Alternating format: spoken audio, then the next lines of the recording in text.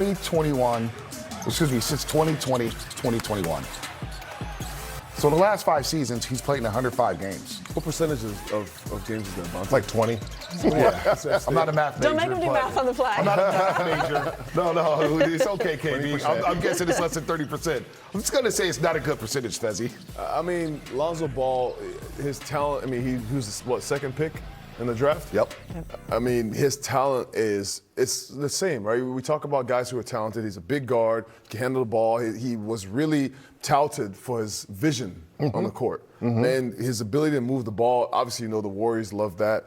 But his injury, his availability has been a problem for him for a long part of his career. Actually, matter of fact, the surgery he had on his knees is what I had. Obviously I'm a big man. There's different loads on the knees, so he's been able to come back, and I'm proud to watch his journey. But something he's been struggling with for a while. So for the Warriors to add more of that to the roster while they're struggling with injuries right now, that's just a lot of trust in Rick Silverman. And KB, his shot has evaded him. It hasn't been there for him over the last couple seasons. And I would understand why, and I would want to give him a chance. He did try to have a resurgence with the Bulls. With the Bulls, as we know, are blowing it up right now. So it feels a little curious to me that the Warriors want to add another guard at this time. And then Lonzo, making it Lonzo. He's missed 2 seasons. He has missed 2 seasons with this injury. He was one of the first guys, right, to have this cartilage and meniscus transplant and try to come back. So his story, inspirational. What he can do right now at this juncture in his career, that's what this feels just a little strange to me. Yeah, this is not a simple ACL. I say simple because ACL is serious too, but this is way beyond that. And so there are certain injuries like microfracture injuries and surgeries and stuff like that that are just difficult to come back from. And Lonzo has not been the same.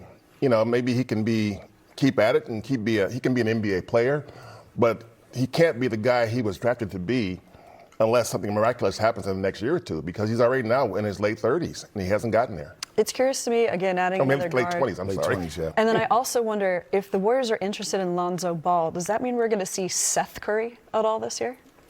I thought you were going to say LeVar Ball. Got to think about it. I was going to say Big Baller Brand in the building. Big Baller, He's been too quiet lately. I would be quiet too when my oldest son is shooting 27% from 3. Nothing to talk about right now. His young son is balling with the Hornets, man. They are winning some games out there. No doubt about that. How about this? Some good news for the Golden State Warriors. Warriors convert Pat Spencer's 2-way contract to a standard NBA deal for the second consecutive season. Here's what Pat Spencer had to say Thursday night on his contract. Pat, this was obviously game 50 for you. You earned everything that's coming your way now. Is there relief that you've kind of crossed that threshold and they're going to convert you? I don't know. Relief is the right word. We've got some phone calls to make here, so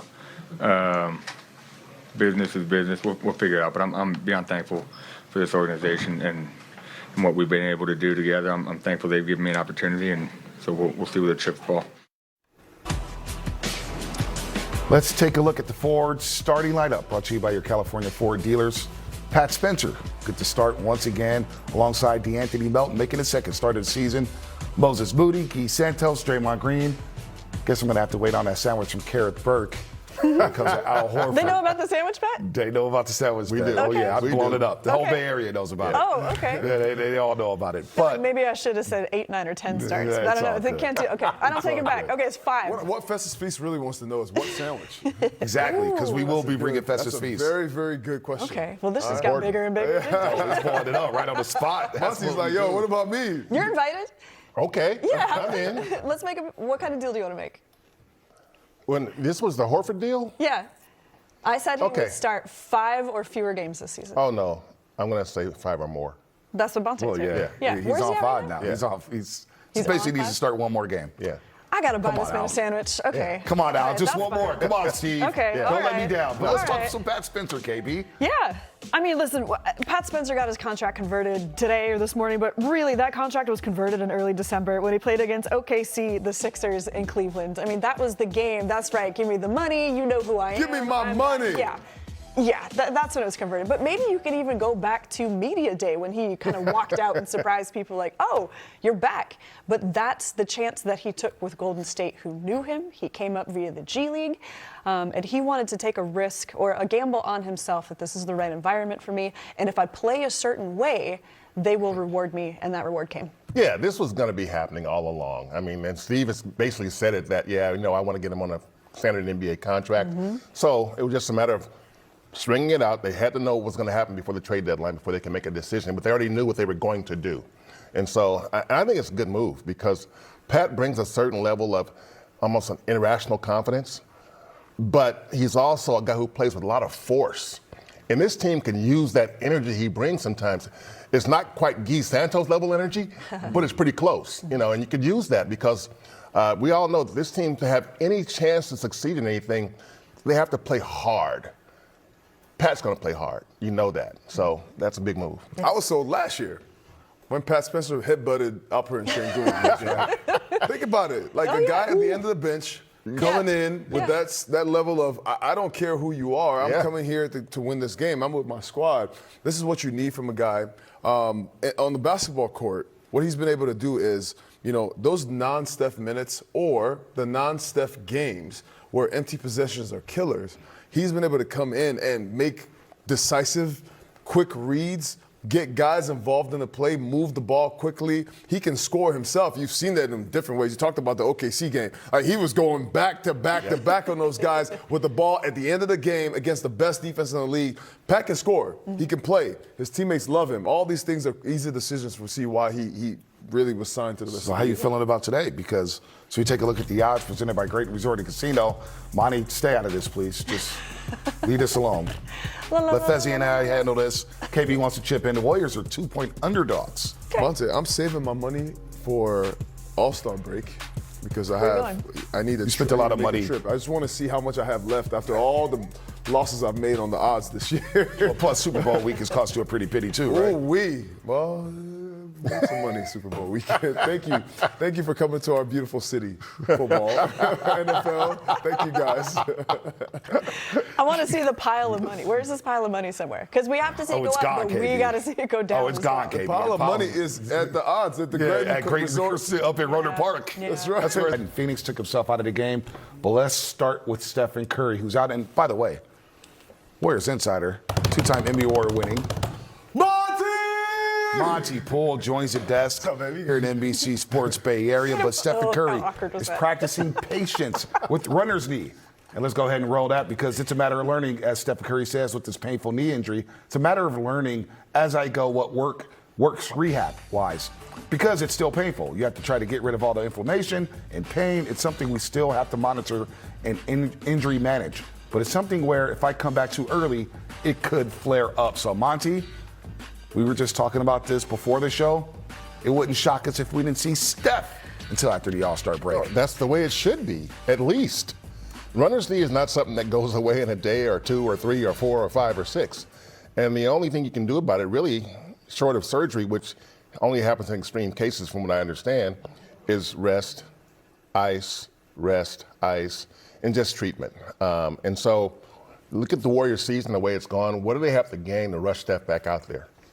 I don't see anything. The team knows its limitations. They're well aware of it. We don't know what we're going to get from Porzingis just yet.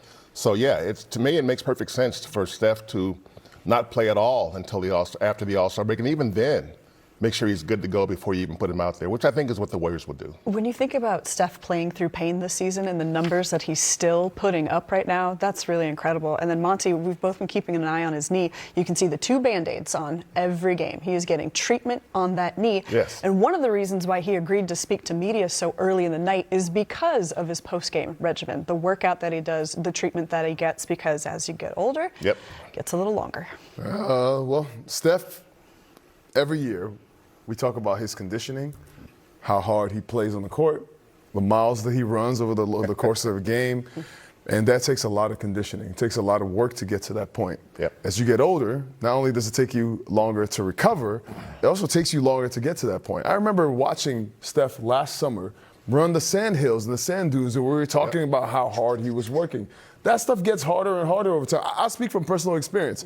I got to a point where I had to warm up for 1 hour to play 15 minutes. It just didn't make sense to me anymore. And so for Steph, with this knee injury and talking about it flaring up, like, you really have to make sure you take care of it now, because you're trying to get to April and give the Warriors a chance. Because, I mean, without Steph, this whole thing falls apart. That's one. But without Jimmy, that's even more pressure on Steph to do what he does and do it at a high level. So the Warriors are really trying to make sure that this knee is right. They should. Go ahead. No, I was going to say this too. I mean, even not just this season. I think you got to look at it the long view, because this can be chronic, and you don't want that to happen, because we know what this season, the limitations are this season.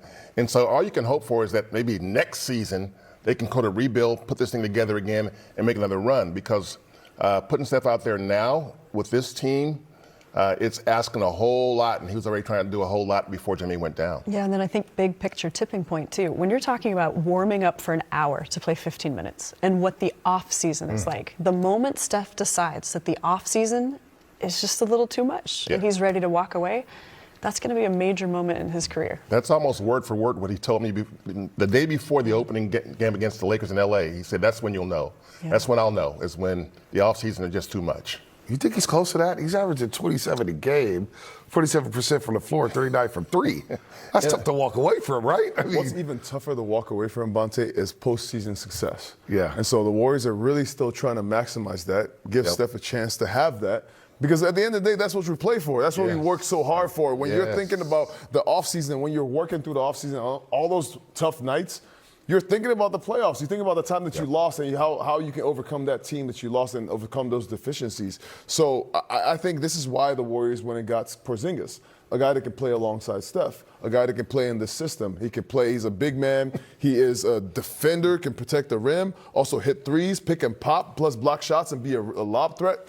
These are all the things the Warriors are trying to do. Now, it's the only piece that the Warriors could get in the trade deadline, but that doesn't mean that's the only piece they're going to get moving forward. They're just trying to build with this. This would be the 14th game Stephen Curry misses on the season. He's missed 4 of his last 6, but they plan to keep Porzingis out of the lineup before the All-Star break, so we won't see him tonight, Monday, or Wednesday. It's encouraging that he's with the team, but yeah, I think he needs some time with Rick Celebrini, who is another guy we need to talk about as far as a statue outside of Chase Center. I really hope, I mean, fingers crossed that Porzingis gets to play alongside Steph and gets to play with this team. With his injury history, with managing the syndrome that he has, POTS, it might be difficult, but I think they're excited by what it can look like when he's on the floor. Yeah, I mean, they knew when they made this trade that it was all about his availability. You know, there was some talk about the Warriors looking around at Anthony Davis a few weeks ago, which made sense. And now you look at KP, and he's missed more games than AD the past couple of years. So if he can give them something this year and they can take a look at him and decide whether they want to bring him back next year, it won't be for $30 million, but see what they can do from there. That would be disappointing, Fezzi, if the first game out of the All-Star break is against his former team, the Boston Celtics. He helped them win the championship. But he only played 42 games last year, 17 so far this year.